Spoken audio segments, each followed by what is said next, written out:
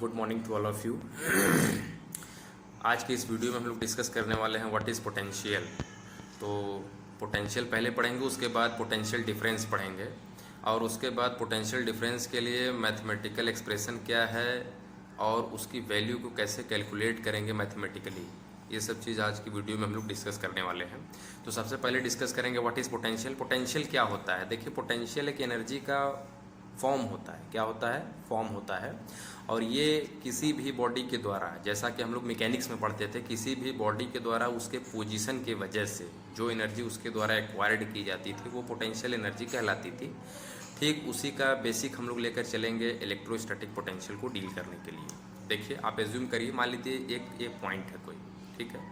इस पॉइंट पर आप किसी इन्फिनिटी से कोई एक चार्ज लेकर आ रहे हैं। क्या कर रहे हैं? लेकर आ रहे हैं। तो इस चार्ज को इन्फिनिटी से इस पॉइंट तक लाने में जो मिनिमम वर्क डन किया जाता है विदाउट एक्सीलरेटिंग द चार्ज को बिना त्वरण दिए इस पॉइंट तक लाने में जो मिनिमम वर्क डन किया जाता है वही क्या कहलाता है? पोटेंशियल ऑफ दिस चार्ज कहलाता है। और जबकि दोनों पॉइंट के बीच में जो पोटेंशियल का डिफरेंस है उसे क्या कहते हैं? पोटेंशियल डिफरेंस कहते हैं। ठीक है। कैसे डील करेंगे? Minimum amount of work done required to bring a charge from infinity to this particular fixed point without accelerating the charge is known as potential, while the difference of potential between these 2 points means one infinity and this one is fixed is known as potential difference। आप इसे exam में लिखेंगे कैसे? इसके लिए mathematical expression कैसे derive करेंगे, आइए देख लेते हैं। तो इसमें हम लोग सबसे पहले डील करेंगे इलेक्ट्रोस्टैटिक पोटेंशियल या इलेक्ट्रिक पोटेंशियल। ठीक है। तो कैसे लिखेंगे आप एग्जाम में? ऐसे लिखेंगे। अगर आप एग्जाम में आता है व्हाट इज़ इलेक्ट्रिक पोटेंशियल, तो आप ऐसे हेडिंग डालेंगे electric potential.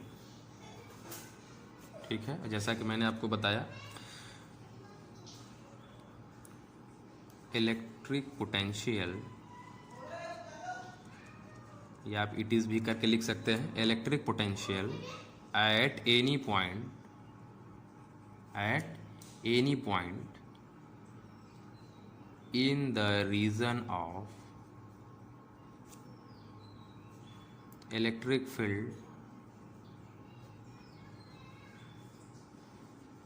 is the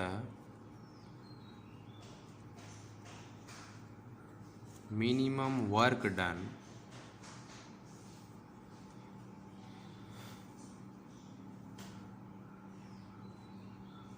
required to bring a unit positive charge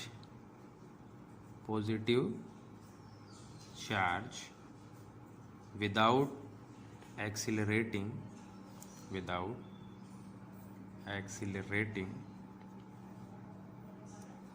from infinity to that fixed point,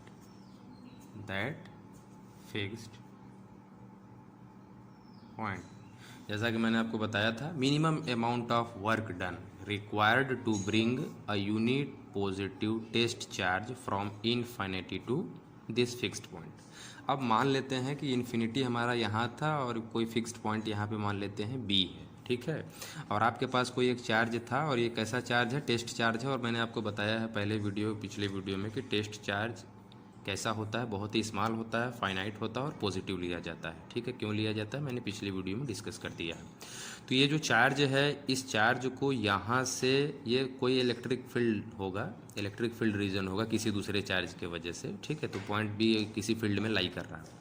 तो इस चार्ज को इन्फिनिटी से पॉइंट बी तक पहुंचाने में हमें जो एक्सटर्नल वर्क डन करना पड़ेगा, इस चार्ज को यहाँ से यहाँ पहुंचाने में, इस चार्ज को बिना एक्सेलरेट किए हुए इन्फिनिटी से इस पॉइंट तक पहुंचाने में जो एक्सटर्नल मिनिमम वर्क डन करना पड़ेगा वही क्या कहलाता है? इलेक्ट्रोस्टैटिक पोटेंशियल कहलाता है। ठीक है। अब हमें क्या पढ़ना है? Electric potential difference. Electric potential difference क्या हो जाएगा? इन दोनों पॉइंट का भाई अपना अलग अलग पोटेंशियल रहेगा ना, क्योंकि आप यहाँ से इसको फोर्स करके यहाँ लाके पहुँचाए थे। तो इसको थोड़ा सा समझने के लायक मैं बना देता हूँ कि आप इलेक्ट्रोस्टैटिक पोटेंशियल डिफरेंस कैसे समझेंगे और एग्जाम में आप क्या आ जाएगा तो कैसे लिखेंगे। तो आप एक हेडिंग डालेंगे, लिखेंगे इलेक्ट्रिक पोटेंशियल डिफरेंस। क्या लिखेंगे? इलेक्ट्रिक पोटेंशियल डिफरेंस, ठीक है। और इसमें आप क्या लिखेंगे, इसमें लिखेंगे it is defined as, it is defined as the amount of work done, amount of work done required to carry या bring दोनों लिख सकते हैं आप, carrying a unit positive test charge, a unit positive test charge. और एक बात ध्यान रखिएगा, विदाउट एक्सीलरेटिंग, क्योंकि अगर आप एक्सीलरेट कर देंगे तो फोर्स की वैल्यू क्या हो जाएगी, वेरी करने लगेगी, तो आप उस केस में पोटेंशियल डिफरेंस की वैल्यू कैलकुलेट नहीं कर पाएंगे। तो आप एक पर्टिकुलर फिक्स्ड पॉइंट पर ही बस कैलकुलेट कर पाएंगे, ठीक है। तो इसीलिए यहाँ पे क्या लिख रहे हैं बार बार, चार्ज विदाउट एक्सीलरेशन और accelerating from point A to B, कोई पॉइंट अभी हम फिगर बनाएंगे इसके लिए, A to B along any path between two points, along any path between two points, ठीक है। एनी पाथ कहने का मतलब ये है कि जो हमारा वर्क डन है ये कैसा होता है, कंजर्वेटिव होता है, यानी कि पॉइंट ए से बी तक आप जब जाएंगे, अभी मैं फिगर बना रहा हूँ इसके लिए तब समझ में आएगा। देखिए क्या कहना चाह रहे हैं, कहना ये चाह रहे हैं कि यदि आपके पास कोई दो पॉइंट है, एक ये है और एक दूसरा पॉइंट आपका क्या है, बी है, ठीक है। और आपके पास जो है कि यहाँ पे कैसा चार्ज है, यूनिट पॉजिटिव टेस्ट चार्ज है। तो यूनिट का मतलब 1 हो गया, यानी कि इसकी वैल्यू क्या होगी, यूनिटी होगी। पॉजिटिव है तो +1 हमने लिख दिया, और टेस्ट चार्ज है तो +1 हो गया, ठीक है। मान लेते हैं पॉइंट बी पर कोई चार्ज रखा होगा Q वगैरह कुछ, जिसके वजह से इधर पे फील्ड जनरेट है, ठीक है, इसके चारों तरफ फील्ड जनरेट है। अब आपको इस यूनिट पॉजिटिव टेस्ट चार्ज 1 को, जो कि A पर रखा हुआ है, ठीक है, यहाँ से B तक लेकर जाने में जो external minimum work done against the electrostatic field of charge Q जो करना पड़ता है, वही क्या कहलाता है, electrostatic potential difference between the point A and B, ठीक है। तो इसको ध्यान से समझिए कैसे। और इन्होंने एक बात और ये भी मेंशन किया है कि आप इसे, कोई ज़रूरी नहीं है कि एकदम स्ट्रेट पाथ से ही इस पॉइंट से इस पॉइंट तक लेकर आइए, आप इसे जो है कि ऐसे भी लेकर आ सकते हैं, आप ऐसे भी लेकर आ सकते हैं, ऐसे भी लेकर आ सकते हैं, और ये ऐसे भी लेकर आ सकते हैं। क्यों? क्योंकि ये जो आपका वर्क डन है ये क्या होता है, यानी कि इलेक्ट्रोस्टैटिक जो पोटेंशियल डिफरेंस ये कैसा होता है, कंजर्वेटिव नेचर का होता है। तो कंजर्वेटिव नेचर होने के वजह से जो फोर्स होता है, आप किसी भी पाथ से फोर्स लगाइए, आपको जो वर्क डन मिलना है वो क्या मिलेगा, सेम मिलेगा, क्योंकि ये किस पर डिपेंड करता है, it depends upon the displacement. और डिस्प्लेसमेंट जैसे ही आप लेंगे और बी का, आपको बार बार ये क्या मिलेगा, shortest distance between the A and B according to the definition of displacement, यही मिलेगा।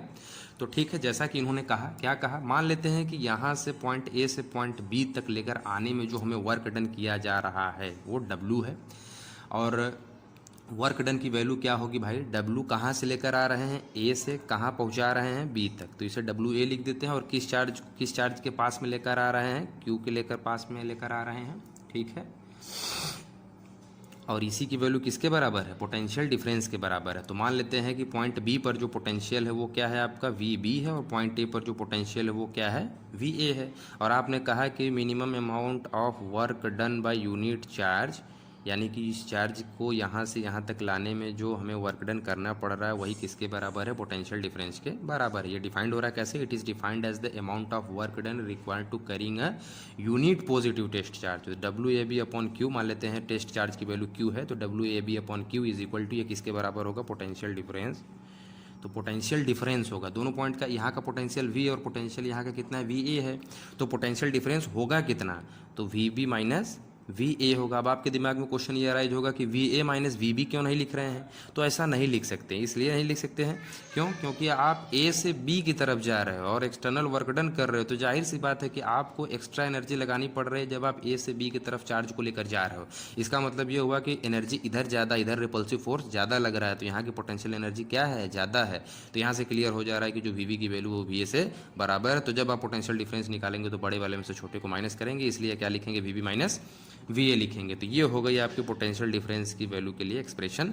और VB माइनस VA, तो भाई देखिए इसके लिए एक एक्सप्रेशन हम लोग लिख सकते हैं, WAB upon Q is equal to, VB में से VA घटेगा तो पोटेंशियल डिफरेंस की वैल्यू मिल जाएगी जो कि छोटी होगी, इसलिए इसको क्या लिख देंगे? डेल्टा V लिख देंगे। ठीक है, तो यहाँ से हमें जो एक्सप्रेशन मिला वो क्या मिला? V equal to W upon Q का एक्सप्रेशन मिला। ठीक, अब यहाँ से हम लोग डिफाइन करने वाले हैं 1 वोल्ट। ठीक है, 1 वोल्ट यानी कि पोटेंशियल डिफरेंस का जो यूनिट होता है, potential difference between any 2 point जो होता है उसका जो यूनिट होता है किस में मेज़र किया जाता है? वोल्ट में। पोटेंशियल डिफरेंस को किस में मेजर करते हैं? वोल्ट में मेजर करते हैं। तो इसकी यूनिट क्या होगी? इसकी यूनिट क्या होगी? भाई ये वर्क डन है, आप वर्क डन को किस में मेजर करते हो भाई? जूल में। तो ये जूल हो गया, और ये कुलाम्ब है यानी कि चार्ज है, और इसे कुलाम्ब में आप मेजर करते हो, तो जूल पर कुलाम्ब इसका क्या हो गया? यूनिट हो गया। ठीक है, तो ये होता है आपका इलेक्ट्रोस्टैटिक पोटेंशियल और इलेक्ट्रिक पोटेंशियल डिफरेंस। ठीक, और एक चीज़ मैं आपको और ये बता दूं कि अगर आपसे पूछा जाता है कि 1 वोल्ट को आप डिफाइन करो, क्या करो? 1 वोल्ट को डिफाइन करो, तो 1 वोल्ट को आप कैसे डिफाइन करेंगे? बहुत ही ईजिली आप डिफाइन कर सकते हैं, ऐसे डिफाइन कर सकते हैं। अभी अभी आपने एक एक्सप्रेशन पढ़ा है, V is equal to W upon Q। ठीक है, तो वो ये W की वैल्यू 1 आपको कब मिलेगी? ये V की वैल्यू आपको 1 कब मिलेगी? चूंकि आपको 1 वोल्ट का डिफाइन करना है, तो ये तब आपको मिलेगा if W will be 1 joule and charge will also be 1 coulomb. अगर वर्क डन की वैल्यू 1 जूल के बराबर हो और चार्ज की वैल्यू 1 कूलाम के बराबर हो, तब ये एक्सप्रेशन किस में चेंज हो जाता है? 1 वोल्ट हो जाएगा। कैसे? क्योंकि ये ऊपर 1 जूल होगा और नीचे भी 1 कूलाम होगा, तो 1 से 1 कटेगा तो क्या आएगा? 1 आएगा, और इसकी वैल्यू क्या होगी? 1 वोल्ट होगी। अब इसे आप बोलेंगे कैसे? बोलेंगे ऐसे, ऐसे बोलेंगे। देखिए ध्यान से सुनिए, 1 volt is defined as, 1 volt is defined as, ध्यान से देखिए पेन को, 1 वोल्ट कैसे डिफाइंड हो रहा है? 1 volt is defined as the 1 joule of work done when 1 joule of work done is required to move a unit positive test charge। Unit कहने का मतलब अब चार्ज कितना हो गया? 1 हो गया। Unit positive test charge of 1 coulomb from 1 point to other against the electrostatic force of field without any accelerating the charge और एक्सीलरेशन। ठीक है, तो वो 1 वोल्ट किसके बराबर हो गया भाई? जब आप 1 जूल वर्क डन करते हैं किसी चार्ज को एक पॉइंट से दूसरे पॉइंट तक मूव करने में, और कंडीशन ये है कि चार्ज की वैल्यू क्या हो? 1 कूलाम्ब के बराबर हो, तब उस केस में जो पोटेंशियल डिफरेंस होता है उसकी वैल्यू किसके बराबर होती है? 1 वोल्ट के बराबर होती है। ठीक है, तो अब हम लोग क्या करेंगे कि इससे जुड़े हुए जो और टर्म्स है उसको नेक्स्ट वीडियो में डील करेंगे।